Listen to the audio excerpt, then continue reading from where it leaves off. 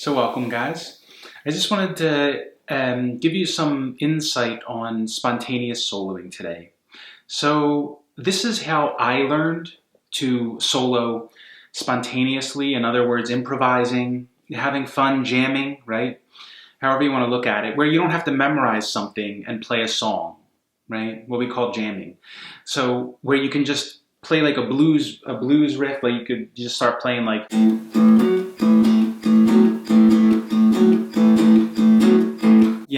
and then you can start jamming with each other, all right? And start playing over each other. So going back and forth and all, The thing is this is the way I did it. Remember, follow your heart, find what resonates with you, what you feel attracted to, do that. And figure, go from there, follow that. But how it worked for me, this is what I suggest doing. And all it is a guideline, what worked for me. Figure out what works for you. But if it resonates, giving it a shot and trying it out. So the first thing, the basis of it all that I really recommend is learning the minor pentatonic scale patterns. I know I talk about this a lot, but it's really the basis. It's really important. It's the root of everything, the foundation of everything, soloing wise anyway. And it's really important to know. Even if you want to learn the notes that are in each of the minor pentatonic scales, you can do that too. That's also very important for theory later if you want to know some. So I suggest knowing that, like what notes make up the minor pentatonic scale and what are the actual notes for each key.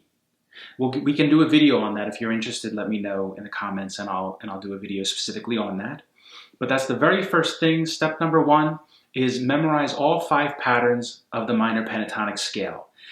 Once you do that, and you have them, you just know the patterns, that's all. You don't have to be like an expert, right? But just know them so that you can be like, okay, pattern, and you know where the patterns are, 1, 2, 3, 4, 5, okay? And know how to transpose keys, to switch keys. That's number one. Once you know that, you already know the major pentatonic scale, so you don't even have to learn anything else for that. You already know 2 scales. Very well, okay? Now after that, I would suggest running the scales. I have a video on that on here. It's running 3-note scales. So instead of running the patterns like this, the way we do it, it's a little boring maybe.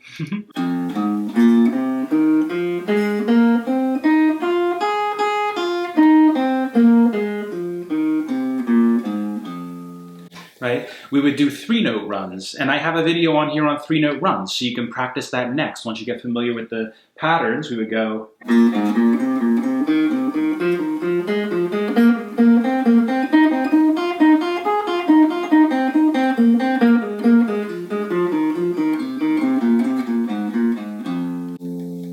And then you would go up to the pattern 2, same thing, go up and down, and you would play like that. That's the second step.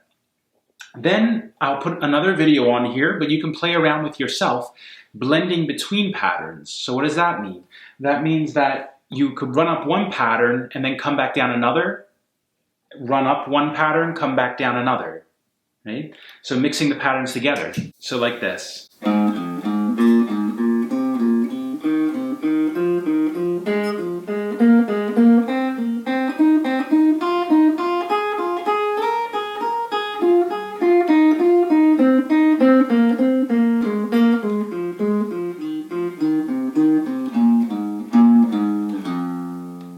Like that, just moving between the patterns, even if you do it like a box, like go up one, come over, come down, over, up, like that, and moving across like that, up and down the patterns. And then even playing with sliding between patterns. Now this is the point when I would recommend starting to learn some solos. So some solos in the minor pentatonic scale. I'll start putting some solos on here, basic ones, and tutorials for them in the minor pentatonic scale.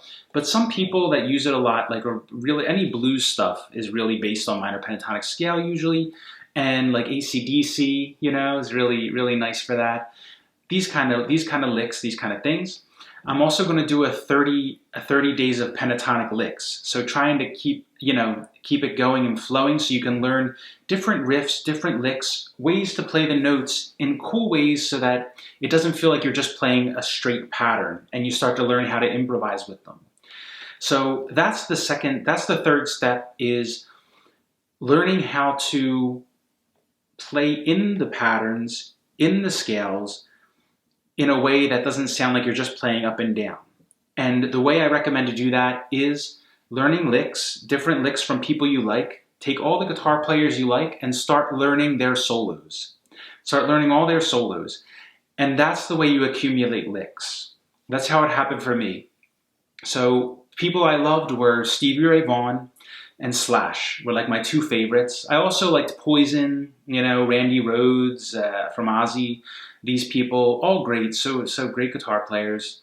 And all these people, I played their solos over and over and over and over again, learn all their solos, start with the easier ones, and then gradually building to the harder ones. Once I could play the harder ones, then there's a time when you play them enough that it just starts coming. So in other words, you're just jamming one day and you're trying to figure it out, and then it just happens. You just do something automatically. It might be like taking one of their licks. You might automatically play one of their licks because your hands are so used to playing it.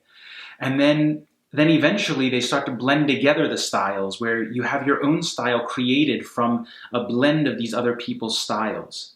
So it's learning their solos and then still jamming, always jamming, and getting more comfortable with that, more used to that, right? Spontaneous jamming. And it can be at first it'll sound very rudimentary and very, very like you're just playing the scale. It might sound like,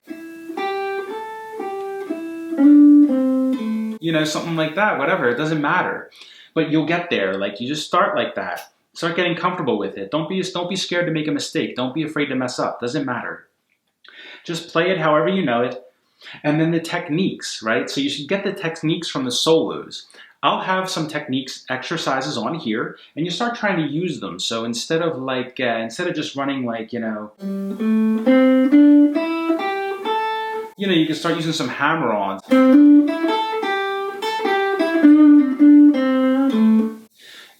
Some bends, some hammer-ons, some pull-offs, some slides. Stuff that makes it sound a lot nicer. That's the stuff that gives it feeling, that gives it character. So how do you learn that stuff? There's with learning people's solos, number one. And number two, with learning licks. So I'm going to put a 30 days of pentatonic licks on here, so you'll have a lot of cool licks to go by. But also you can just look up licks. You could play around and just play what you hear in your head. There's you play what you hear in your head. Just listen to a blues riff,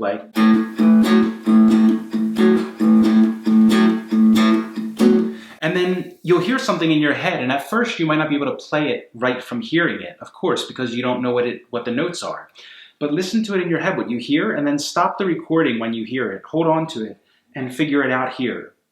And do that. It takes a little time at first, but eventually you hear it in your head and then you play it, because you know where it is. You know what it sounds like when you hit certain notes. So you just play it. And that's what spontaneous souling comes from. It comes from inside of you. It comes through you, right? So it comes into your head and then you just play it because you know how to play it. The only hiccup now is that it does come into your head, right? You hear stuff, you could get ideas, but you just don't know how to make it sound like that on the guitar. And then once you learn that, that's the whole point of learning all the techniques. It's making your hands knowledgeable enough, giving them the tools they need to be able to make those sounds. That's the thing, right? It's not that you're not creative. It's not that you don't have any ideas. We all are creative. It's that we, number one, block ourselves from letting it come through because we're afraid to mess up. So don't be afraid to mess up. It doesn't matter. There's no such thing as a mistake if it leads to something creative, okay? It's a process of creation. So don't be afraid to make a mistake. And also learning the techniques and allowing it to come through. Figuring out what you hear in your head. What do I hear? And that's it, okay? Another scale that's very helpful to learn, I'll put it on here as well. It's also based in the minor pentatonic scale, but it's the blues scale. So the blues scale just adds one more note, but we won't go over what they are here. But there's also a way to blend the major pentatonic and minor pentatonic together, which we'll talk about in a video as well, to play blues and make it more interesting, which is like adding notes in that sound bluesy. So like,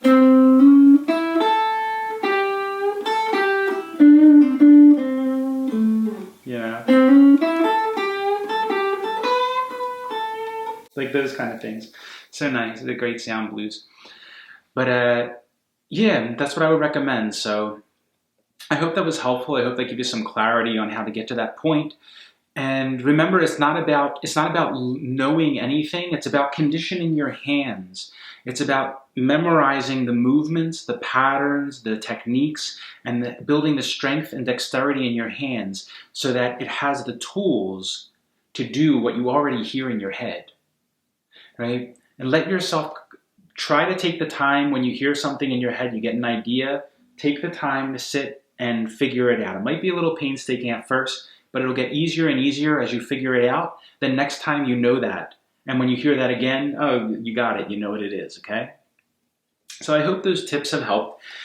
If you have any questions, let me know. If anything was unclear, let me know. If you have anything else you'd like to see on the channel, any solos in particular that you have that you want to learn that you're not too clear on, let me know, or songs you're having trouble with. Otherwise, I'll see you next time. So happy practicing and take care. Enjoy the process.